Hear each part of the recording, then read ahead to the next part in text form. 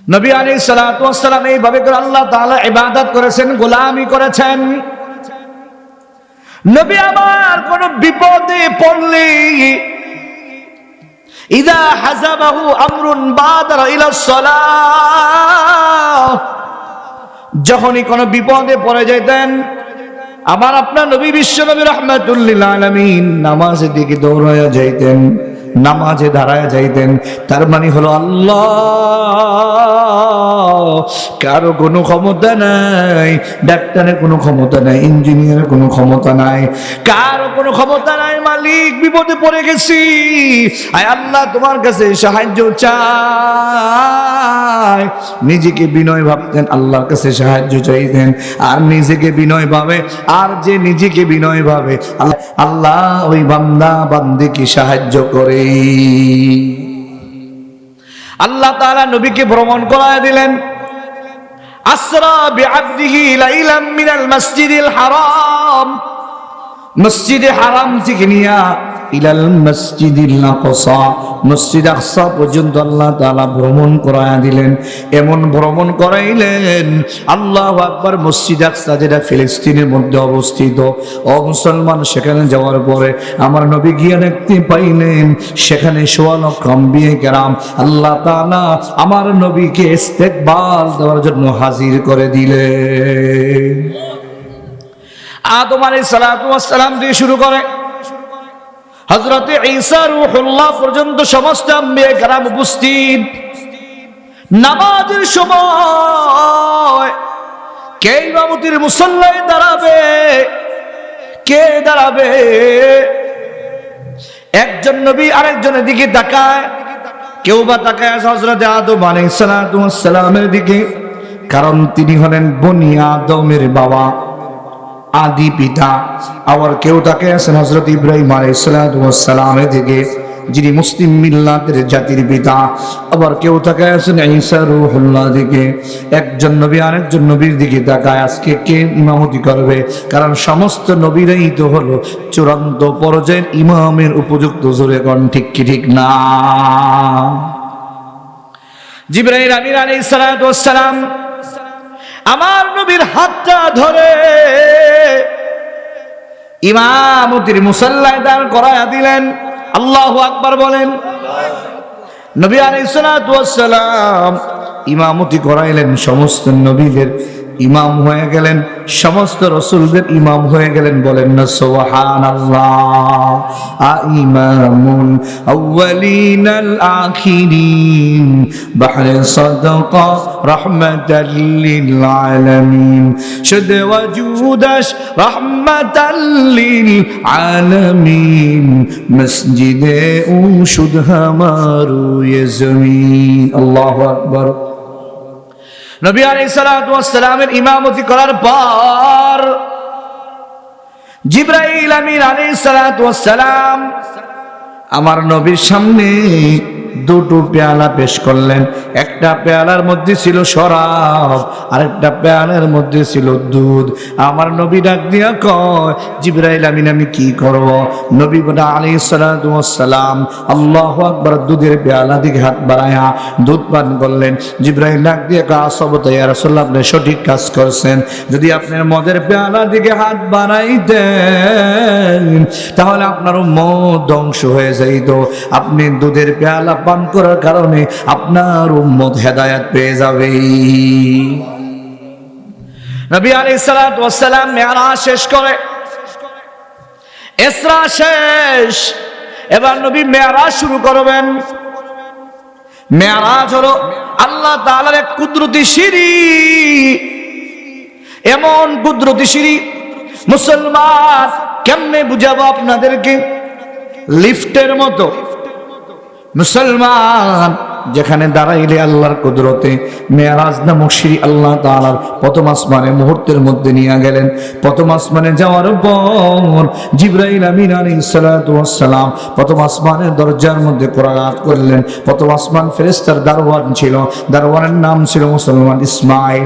ইসমাইল দারওয়ান ডাক দিয়া কয়, মান আনতা, তুমি কে? জিবরাইল ডাক দিয়া গানা সাইয়্যিদুল মালায়েকা, আমি ফেরেশতাদের লিডার, আমি ফেরেশতাদের সর্দার। কি জন্য আপনি আসছেন? আল্লাহ আমাকে পাঠাইছে মুহাম্মদ সাল্লাল্লাহু আলাইহি সাল্লামকে নিয়ে আসার জন্য।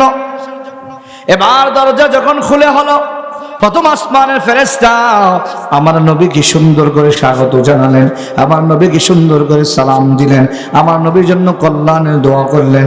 মুসলমান এখান থেকে ভালো করে একটা সূক্ষ্ম বিষয় জেনে নেন, ভালো করে সূক্ষ্ম বিষয় জেনে নেন। সবচেয়ে শ্রেষ্ঠ ফেরেশতা জিবরাইল আমিন আলাইহিস সালাতু ওয়াস সালাম পারমিশন নিলেন। পৃথিবীর সবচেয়ে শ্রেষ্ঠ মানুষ যিনি, আল্লাহর পরে সৃষ্টি জগতের মধ্যে যার মর্যাদা বেশি, তিনিও পারমিশন নিলেন।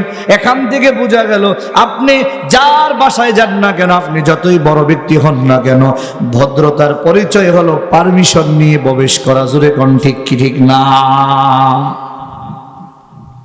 নবী আলাইহিস সালাতু ওয়াস সালাম পারমিশন নিয়ে প্রথম আসমানে গেলেন, দ্বিতীয় আসমান পাড়ি দিলেন, তৃতীয় আসমান, চতুর্থ, পঞ্চম, ষষ্ঠ আসমান পাড়ি দিলেন, সপ্তম আসমান। সপ্তম আসমানে যাওয়ার পর নবী আলাইহিস সালাতু ওয়াস সালাম এক একজন আসমানে, এক একটা আসমানে একাধিক নবীর সঙ্গে নবীজির সাক্ষাৎ হয়। সপ্তম আসমানে যাওয়ার পরে যেই নবীর সঙ্গে সাক্ষাৎ হয় তিনি ছিলেন হযরতে মুসলমানদের জাতির পিতা সাইয়্যিদুনা হযরত ইব্রাহিম আলাইহিস সালাতু ওয়াস সালাম। চিল্লা চিল্লা সূরা বলুন আল্লাহু আকবার। ইব্রাহিম আলাইহিস সালাতু ওয়াস সালাম বাইতুল মামুরের মধ্যে হেলান দিয়া বাচ্চাদেরকে কোরআন শিখান। বাইতুল মামুর বাইতুল্লাহ শরীফ থেকে ঠিক সপ্তম আসমানের উপরে আল্লাহর একটি ঘর। ওই বাইতুল্লাহতে যেমনি ভাবে মুসলমানরা তাওয়াফ করে, জিনেরা তাওয়াফ করে, ঠিক সপ্তম আসমানের উপরে বাইতুল মামুরের ভিতরে ফেরেশতারা তাওয়াফ করে। প্রতিদিন ৭০,০০০ ফেরেশতা তাওয়াফ করে। ফেরেশতাদের সংখ্যা কত কেমনে বুঝাবো? প্রতিদিন ৭০,০০০ ফেরেশতা তাওয়াফ করে যায়। কিয়ামতের আগে তাদের আর সিরিয়াল আসবে না। বাইতুল মামুরের মধ্যে হেলান দিয়ে আছেন নবী আলাইহিস সালাতু ওয়াস সালাম। ইব্রাহিম আলাইহিস সালাতু ওয়াস সালামের সঙ্গে মুসাফা করলেন, সাক্ষাৎ করলেন। ইব্রাহিম আলাইহিস সালাতু ওয়াস সালাম আমার নবীকে আদর করলেন, অভিবাদন জানালেন, আর ডাক দিয়া কয়, ও মুহাম্মদ, তোমার উম্মতের কাছে আমি ইব্রাহিম আলাইহিস সালাতু ওয়াস সালামের পক্ষ থেকে সালাম জানায়া দিবা, আর তোমার উম্মতকে আমার পক্ষ থেকে মেসেজ দিয়া দিবা। কিসের মেসেজ? বলবা তোমার উম্মতকে জান্নাতের জমিনটা বড় উর্বর, জান্নাতের জমিনটা বড় মেশকাম্বরের জমিন, বড় মেশকাম্বরের জমিন। এই জমিনের মধ্যে এত উর্বর জমিন। কারণ আপনারা গ্রামের মানুষ ভালো করে বুঝবেন যে এই জমিন যত উর্বর হয় ওই জমিনের মধ্যে ফলন তত ভালো হয়। তো জান্নাতের জমিনটা হল উর্বর জমিন। আপনার উম্মতকে বলবেন আমি 4টা চারা শিখাইয়া দিলাম, 4টা চারা আমার পক্ষ থেকে হাদিয়া দিলাম। আপনার উম্মতকে বলবেন এই 4টা চারা যেন তারা যতবার বলবে জান্নাতের মধ্যে চারা গাছ লেগে যাবে। চিল্লায় চিল্লায় জোরে বলেন সুবহানাল্লাহ। 1 নম্বর চারা বললেন, আমার সঙ্গে পড়েন সুবহানাল্লাহ। জান্নাতের চারা গাছের নাম সুবহানাল্লাহ। 2 নম্বর চারা গাছের নাম আলহামদুলিল্লাহ। 3 নম্বর চারা গাছের নাম লা ইলাহা ইল্লাল্লাহ। 4 নম্বর চারা গাছের নাম হলো আল্লাহু আকবার। তাহলে বলুন তো রায়গঞ্জের মুসলমান, ইব্রাহিম আলাইহিস সালাতু ওয়াস সালাম 4টা জান্নাতে চারা গাছ পাঠায়া দিলেন। 1 নম্বর চারা গাছটার নাম কি বলেন? 2 নম্বর চারা গাছটার নাম, 3 নম্বর লা ইলাহা ইল্লাল্লাহ, আর 4 নম্বর হলো আল্লাহু আকবার। ও মুসলমান, রায়গঞ্জের মুসলমান, আবুদিয়া দক্ষিণ পাড়ার মুসলমান গভীর মনোযোগ পড়তারালের মাগো, যতবার আপনি কালিমা পড়বেন জান্নাতের উর্বর জমিনের মধ্যে তত বেশি আপনার জন্য গাছ তৈরি হবে। এখন কেমনে বুঝাবো গাছটা কত বড়? আল্লাহ যত বড়, আল্লাহ জান্নাত যত বড়, ওই জান্নাতের গাছটাও তত বড়। উদাহরণ দিয়ে বোঝানো যাবে না। কেমনে বুঝাও, বোঝানোর কোনো সিস্টেম নাই। জান্নাত যত বড় হবে, ওই জান্নাতের গাছের চারাটা তত বড়, আর ওই গাছটা দ্রুত বড় হয়ে যাবে। গাছের প্রতিটি পাতার ভিতরে, গাছের প্রতিটি শাখা প্রশাখার ভিতরে, গাছের প্রতিটি ফল ফ্রুটের ভিতরে আপনার নাম লেখা থাকবে। প্রতিটি পাতা, প্রতিটি শাখা প্রশাখা, ফল ফ্রুট আপনার জন্য আল্লাহর কাছে দোয়া করতে থাকবে। বলেন সুবহানাল্লাহ। কি দোয়া করবে জানেন? তিনটা দোয়া করবে। আল্লাহুম্মা গফির লাহু, আয় আল্লাহ আপনি তাকে মাফ করে দেন। আল্লাহুম্মা রহমহু, আয় আল্লাহ আপনি তার প্রতি দয়া করেন। আল্লাহুম্মা রযুকহু, আয় আল্লাহ আপনি তাকে রিজিক দান করেন। মুসলমান, এর চাইতে আমাদের চাওয়া পাওয়ার কিছুই হতে পারে না। এই জন্য বেশি থেকে বেশি আমরা এই তাসবিহ পড়তে নিয়ত আছে না নাই? আরেকটু জোরে বলেন, নিয়ত আছে না নাই? আজকে আমাদের কাছে নেকির কোনো মূল্য নাই, কথা কোন ঠিক কিনা? টাকার মূল্য আছে। এর কারণ কি? নেকির মূল্যটা আমরা বুঝি না। বুঝলে যারা বুঝেছেন তারা ঠিকই আবার দুনিয়াকে লাথি মারছে, আখিরাতকে আঁকড়ে ধরছেন, ঠিক কিনা? যেমন আমি একটা উদাহরণ দিই আপনাদেরকে। বাংলাদেশের টাকার, বাংলাদেশের মুদ্রার নাম কি? টাকা, কথা কন। ভারতের মুদ্রার নাম কি? রুপি। মালয়েশিয়ার মুদ্রার নাম কি? রিঙ্গিত, কথা কন। আচ্ছা, পৃথিবীর সমস্ত মুদ্রার মান কি সমান না কম বেশি আছে? বাংলাদেশের মুদ্রার মানের চাইতে হিন্দুস্তানের মুদ্রার মান একটু বেশি, আবার হিন্দুস্তানের মুদ্রার মানের চাইতে মালয়েশিয়ার মুদ্রার মান আরেকটু বেশি। মালয়েশিয়ার মুদ্রার মানের চাইতে ইউরোপ আমেরিকার মুদ্রার মান, ডলারের দাম আরো বেশি, কথা বুঝতেছেন আপনারা? ইউরোপ আমেরিকার ডলারের মানের চাইতে কুয়েতের দিনারের মান আরো বেশি, কথা বুঝতেছেন? আচ্ছা, এই যে বিভিন্ন দেশের টাকার মুদ্রার মান কম বেশি হয়, এর একটা কারণ আছে না নাই? ইচ্ছা করলে কি বাংলাদেশের টাকার মান আপনি অনেক বাড়াতে পারবেন? পারবেন। কারণ কি? যে দেশের রিজার্ভ ফান্ড যত বেশি, ওই দেশের মুদ্রার মান তত বেশি। এবার আমি আপনাদের কাছে জানতে চাই, আল্লাহর রিজার্ভ ফান্ড কম না বেশি? আস্তে আস্তে কর, একটু জোরে বলেন। কত বেশি? উদাহরণ দিয়ে বুঝাই। কত বেশি উদাহরণ দিয়ে বুঝাই। সমুদ্র নাম শুনছেন? দেখছেন? অনেকে দেখেননি। সমুদ্র এমন বাংলাদেশেও আছে না নাই? চট্টগ্রাম গেলে আপনি দেখতে পারবেন। কি বলেন? কক্সবাজার। আবার যদি হজ করে থাকেন, আরব সাগরে গিয়ে দেখেন, দেখতে পাবেন। সমুদ্র বিশাল আটলান্টিক মহাসাগর। মহাসাগরের মধ্যে যেটা সুই চুবান, ওই সুয়ের মাথায় কতটুকু পানি লাগবে? 1 ফোঁটা না সামান্য? নবী আলাইহিস সালাতু ওয়াস সালাম বলেন,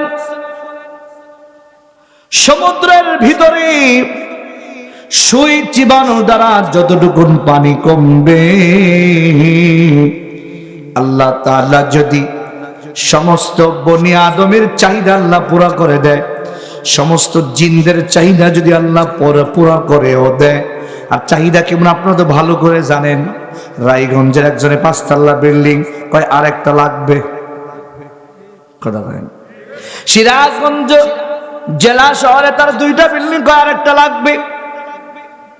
চাহিদা পুরা হবার জায়গা না,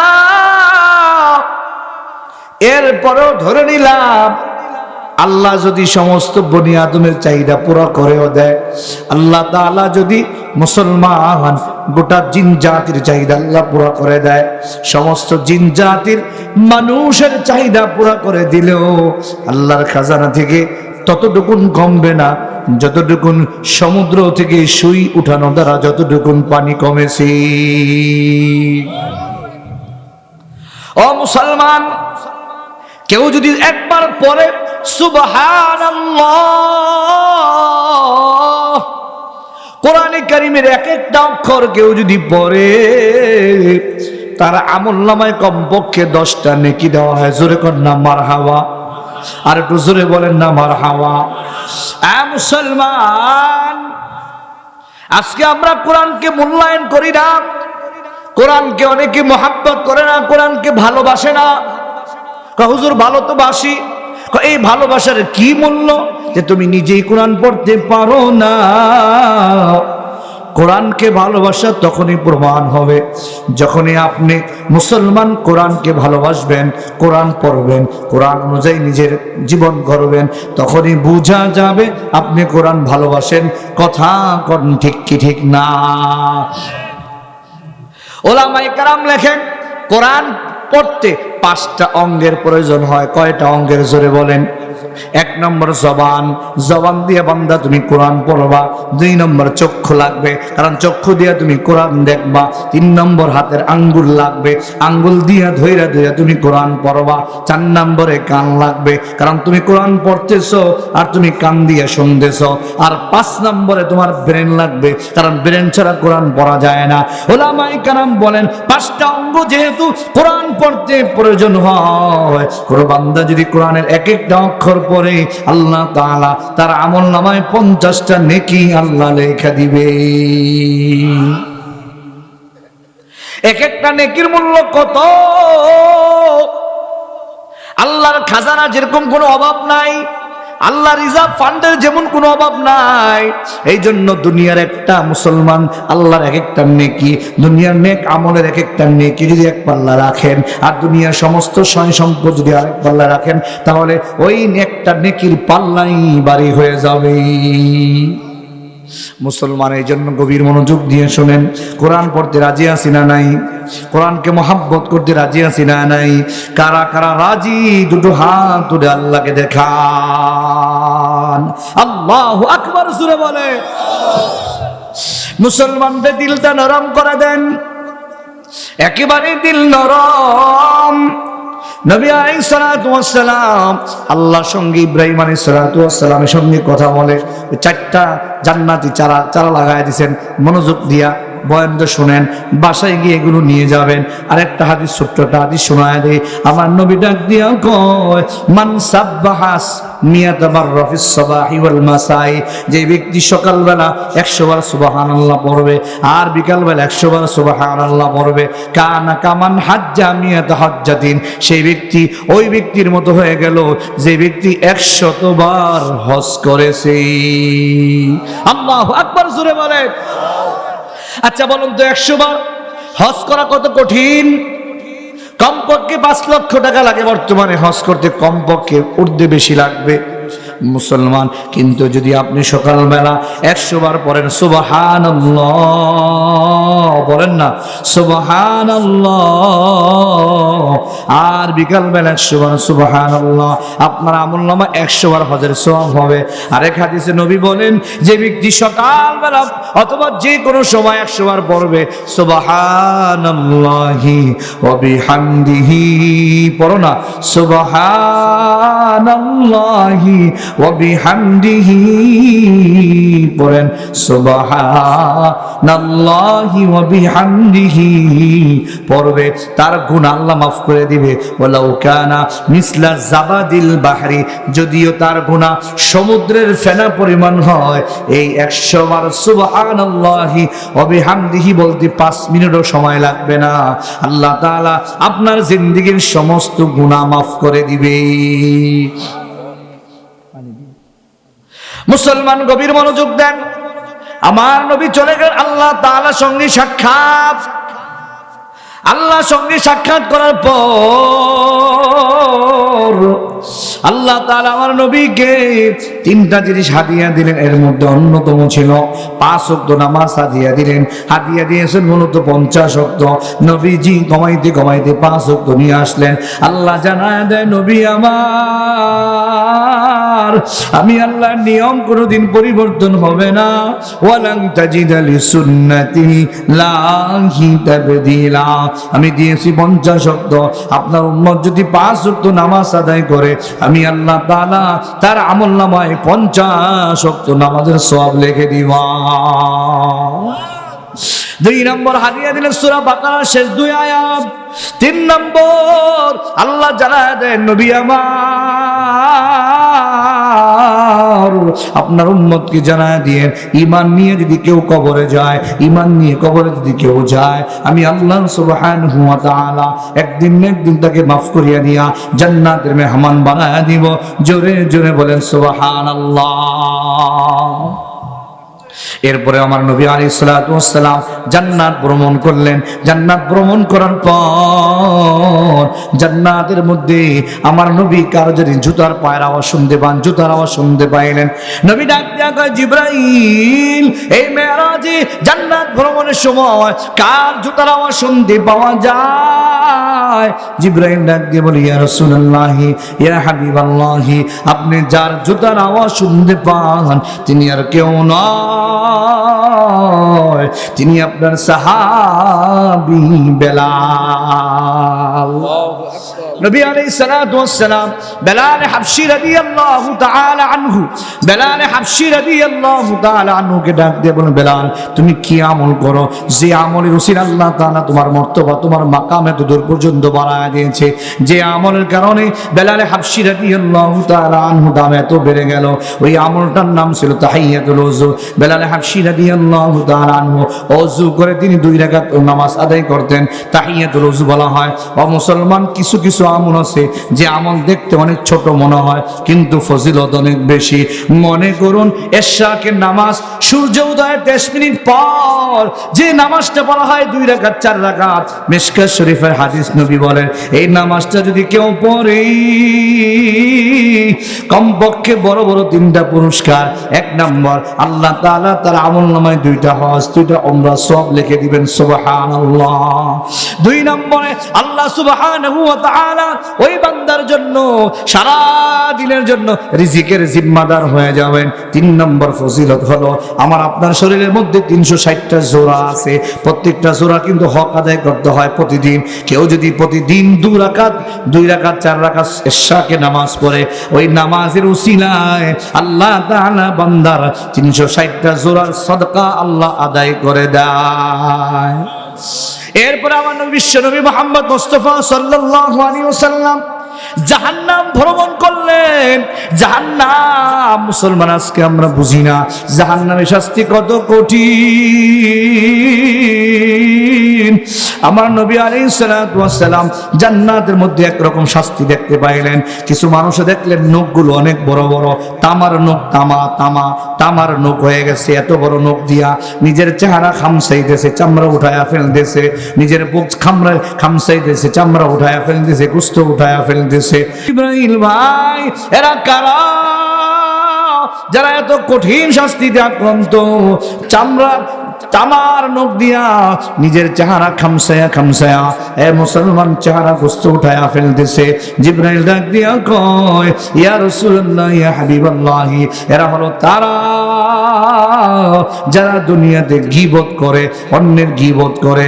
ও মুসলমান, ও পর্দার মা বোনেরা, গীবতের শাস্তি বড় কঠিন, এই জন্য অন্যের গীবত করব না। সময় সুযোগ পাইলে তাসবিহ পড়ব, আল্লাহ জান্নাতে আপনার আমার মাকাম বাড়ায় দিবেন। জোরে জোরে বলেন ঠিক কি ঠিক না? মুসলমান, জাহান্নামের শাস্তি কত কঠিন। ছোট্ট একটা ঘটনা শোনায় দিব। আমার বয়ানে আমি শেষ দিকে চলে যাইতেছি, গভীর মনোযোগ দেন। হাকিমুল উম্মত আশরাফী নওয়ারাল্লাহু বারাকাতুহু লেখেন, কিতাবের মধ্যে একটা চমৎকার ঘটনা লিখেছেন। হাকিমুল উম্মত আশরাফী নওয়ারাল্লাহু বারাকাতুহু বলেন, একজন ধনী আল্লাহর বান্দা প্রতিদিন একজন ভিক্ষুককে 100 করে টাকা দান করত, প্রতিদিন 100 করে টাকা দান করে। হঠাৎ আর ভিক্ষুক একদিন, 2 দিন, 3 দিন, 4 দিন, 5 দিন হয়ে যায়, ভিক্ষুকের ধনী মানুষের বাড়িতে হাজির হয় না। ভিক্ষুক চিন্তা করলো কি ব্যাপার, ভিক্ষুক চিন্তায় পড়ে গেল, আমি ধনী মানুষের বাড়িতে যাই না, সে বুঝে আমার জন্য বড় টেনশনে আছে, আমি তো অসুস্থ, আমি কেমনে যাব। আর ধনী মানুষ প্রতিদিন তাকে 100 করে টাকা দান করতো, কিন্তু ভিক্ষুক 5 দিন আসে না। চিন্তা করলো ভিক্ষুকের একটু খোঁজখবর নেওয়া দরকার। ভিক্ষুকের তালাশ করতে করতে তার বাড়িতে যায়। তার বাড়িতে যাওয়ার পরে দেখে ভিক্ষুক এমন অসুস্থ, বিছনা থেকে দাঁড়াতে পারে না, এমন কঠিন রোগে আক্রান্ত। মুসলমান আল্লাহ বান্দা ধনী মানুষ ভিক্ষুকের সেবা শুশ্রূষা করলেন, ভিক্ষুকের খেদমত করলেন, ভিক্ষুকের জন্য 500 টাকা হাদিয়া নিয়ে গেলেন আর বললেন, বাবারে তুমি এই টাকা দিয়ে চিকিৎসা করবা। এবার আল্লাহ বান্দা যখন রওনা হয়, বিদায় নেওয়া যাওয়ার সময় ভিক্ষুক ধনী আল্লাহ বান্দার হাতটা ধরিয়া ডাক দিয়া কয়, ভাইজান, আমার দুনিয়াতে মা নাই, আমার দুনিয়াতে বাবা নাই, আমার দুনিয়াতে বিবি নাই, আমার সন্তান নাই, ভাই নাই, কেউ নাই। ও আল্লাহ বান্দা, আপনি আমার আপনজন, যদি শুনতে পান আমার ইন্তেকাল হয়ে গেছে, একটু কষ্ট করে আপনি আমার বাড়িতে আসবেন, আমাকে গোসল করাইবেন, 3টা কাপড় দিয়ে প্যাকেট বানাইয়া আপনি আমাকে কাফনের ব্যবস্থা করবেন, আপনি আমার জন্য জানাজার ব্যবস্থা করবেন, আর আপনি আমার কবরে নামবেন, যেহেতু আপনি আমার আপনজন। ধনী আল্লাহ বান্দা বিদায় হয়ে যায়। ও রায়গঞ্জের মুসলমান, ছোট্ট একটা আমল শিখায়া দেই, এই আমলটা করতে আপনার 2 থেকে 3 মিনিট সময় লাগবে। 24 ঘন্টার মধ্যে 3 ঘন্টাও চাইলাম না, 15 মিনিটও চাইলাম না, মাত্র 3টা মিনিট সময় যদি আপনার 24 ঘন্টা সময় থেকে বের করতে পারেন, তাহলে আপনার মনটা শুধু নেক আমল করতে মনে চাইবে, গুনার দিকে মন ধাবিত হবে না, গুনাহ করতে মন চাইবে না। ও মুসলমান, জবানটা খুলে বলেন, আমলটা বলবো কি বলবো না? আর একটু জোরে বলেন, বলবো কি বলবো না? ও আবুদিয়া দক্ষিণ পাড়া মুসলমান, এ পরদরের মাগো, প্রতিদিন মাত্র 2 থেকে 3 মিনিট সময়, ঘরে হোক বা মসজিদে হোক, যেখানে হোক না কেন, সুন্দর করে অজুর হালতে, নামাজের সুরতে বা যেমনে বসলে আপনার সুবিধা হয়, যেমনে বসলে আপনি স্বস্তি পান, ওইভাবে বসিয়া চোখটা বন্ধ করিয়া, চোখ দুই বন্ধ করিয়া মাথাটা নিচু করে একটু মুরাকাবা করবেন, ধ্যান করবেন, আর বলবেন, মনে মনে ভাববেন, এখন যদি আমার মরণ হয়ে যায়, মালাকুল মউত যদি হাজির হয়, আহারে আমার সন্তান ডানে বামে বসে কাঁদতে থাকবে, কেউ বাবা বাবা বলে কাঁদবি,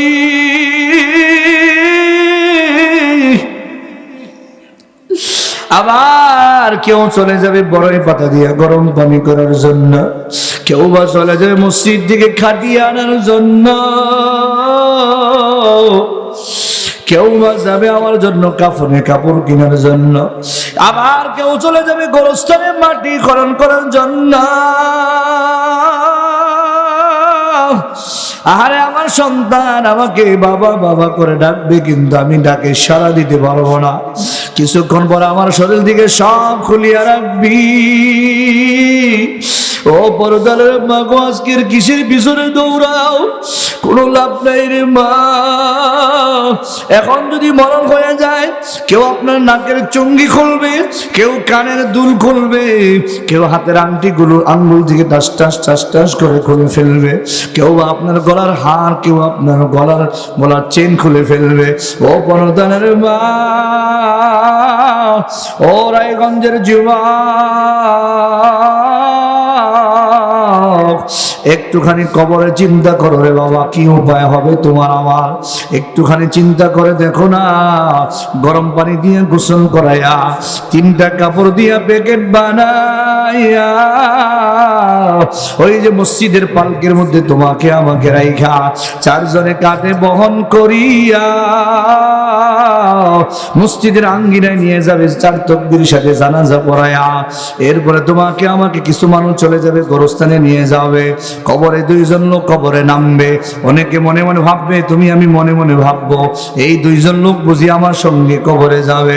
না না, তারা তোমার লাশটা কবরে নামায়া মাথার বাঁধনটা খুলিয়া, কবরে বাঁধনটা খুলিয়া, ওই পায়ের বাঁধনটা খুলিয়া তোমার চেহারা কাবলামুখী ঘোরায় দিবে। এরপরে বাঁশগুলো মাছাগুলো বিছাইয়া ওই দুইজন লোক লাফ দিয়ে উপরে উঠে যাবে। তোমার সন্তান, তোমার ভাই, তোমার আপনজন তোমাকে কবরে মাটি চাপা দিবে। মিনহা খলাকনাকুম ওয়া ফিহা নুঈদুকুম ওয়া মিনহা নুখরিজুকুম তারাতান উখরা। এ আবু দিয়া মুসলমান, আজকের মাহফিল দিকে পাক্কা ইরাদা করেন যে গুরুত্বপূর্ণ আলোচনাগুলো হইল এই বিষয়গুলো অনুযায়ী আমল করব। 5 ওয়াক্ত নামাজ ছাড়ব না, মা বাবার সঙ্গে বেয়াদবি করব না। সামনে রমজানুল মুবারক আসতেছে, রমজান মুবারকে রোজা রাখবো, তারাবি নামাজ আদায় করব। পর্দার মা 4টা আমল নিয়ে বাড়িতে যান। আমার নবী ডাক দিয়া কোনো মা বোন যদি আউয়াল ওয়াক্তে 5 ওয়াক্ত নামাজ পড়ে নেয়, 2 নম্বরে রমজান মাসে রোজা রাখবে, 3 নম্বর পর্দা পুশিদায় চলবে, 4 নম্বরে স্বামীর আনুগত্যশীল করবে। এ যুবক, আজকের মাহফিল দিকে পাক্কা ইরাদা করো। 5 ওয়াক্ত নামাজ পড়বো, মসজিদে গিয়ে জামাতের সাথে ওলামায়ে কেরামের সঙ্গে সুসম্পর্ক বজায় রাখবো, ওলামায়ে কেরামদেরকে মাথার উপরে রাখবো। নিয়ত আছে কার? জীবনের শেষ মাহফিল মনে করে বাবারে, জানা নাই কখন মালিক ডাক দেয়। তওবার নিয়তে 2টো হাত তুলে আল্লাহকে দেখাও। মুসলমান, মাইকের আওয়াজ যেখান পর্যন্ত পৌঁছতেছে, স্টেজে প্যান্ডেলে ওলামায়ে কেরাম সহকারে যারা রাস্তাঘাটে আছেন 2টো হাত উত্তোলন করে আমার মালিককে মোহাব্বতের সাথে তওবার নিয়তে খালেস দিলে আমার আল্লাহকে ডাক দাও না আল্লাহ। আর একটু জোরে জোরে বলো না আল্লাহ। এ মুসলমান, দিলটা যদি খালেস হয়, দিলটা যদি মুসলমান নরম হয়, আল্লাহকে আল্লাহ বলে ডাক দিব, আল্লাহ তাআলা তোমার ডাকে 70 বার সাড়া দিব। এই জন্য জবানটা নাড়ায়া চিল্লায় জোরে জোরে বলো না আল্লাহ। হালকা একটু চোখটা বন্ধ করো আর মাথাটা নিচু করে আর চিন্তা করে দেখেন দেখি কার জানি মা নাই, কার জানি বাবা নাই। আহারে, কখন যেন মালিক আমাকে ডাক দেয়। গত বছর 24তম মাহফিলে অনেক আল্লাহ বান্দা এখানে ছিল, আজকে তারা নাই। আগামী বছরে মাহফিল থাকবি, কে যেন দুনিয়ার বুকে থাকবে না রে বাবা। যুবক, দেখো না চোখের একটু পানি ফালাইতে পারো কিনা? ওই মুমিনের চোখের পানির এত দাম, চোখের পানি নাকের ঢোকায় আসার আগে আগে আল্লাহ তাআলা বান্দার গুনাহ মাফ করে দেয়। এ যুবক, একটু চিল্লা চিল্লা একটু আল্লাহু আকবার তওবার নিয়ত আমার আল্লাহকে ডাক দাও। আল্লাহ, হে আল্লাহ, আমাদের হাতগুলো কবুল করো, জোরে বলেন আমিন। হে আল্লাহ, 5 ওয়াক্ত নামাজ জামাতের সাথে আদায় করার তৌফিক দান করেন। হে আল্লাহ, অত্র এলাকাকে আপনি কবুল করে নেন। আল্লাহ, হে আল্লাহ, এই মাহফিলকে আপনি কবুল করে নেন। একটু জোরে জোরে আওয়াজ দিয়ে বলো না আল্লাহুম্মা আমিন। কষ্ট হয়েছে বেশি? আলহামদুলিল্লাহ জোরে বলেন। মাহফিলে প্রধান অতিথি